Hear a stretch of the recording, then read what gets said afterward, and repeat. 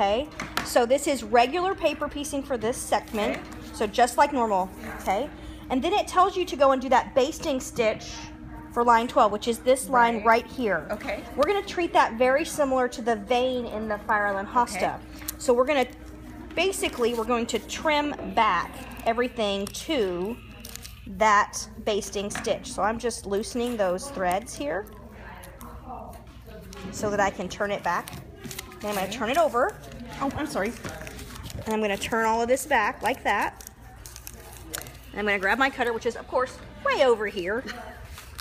And I'm going to cut as close to that line as I can without nicking it. If you nick it, it's not a big deal, but you just want to cut as close to that stitched line. Oh, that's your seam allowance line. This is your seam allowance line, correct. Okay, I understand. So that's how they have you do this.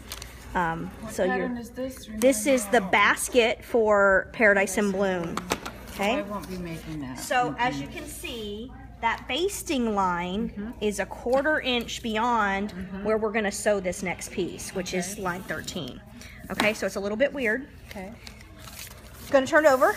You can see how that worked. And then I'm going to take this piece. Now this is the basket. This component right here is perfectly sized to fit this curve. However, you'll notice there's lots of extra fabric here.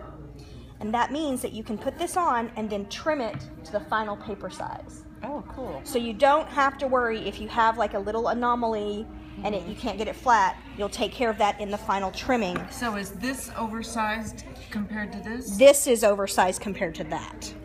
The top So the top is, as you can see, if you actually looked at it from a traditional standpoint, the size of that curve would be to this dotted line here and this dotted line here. Because this is the part that actually fits. So what you're going to do, obviously you're going to unpin all of this. Okay.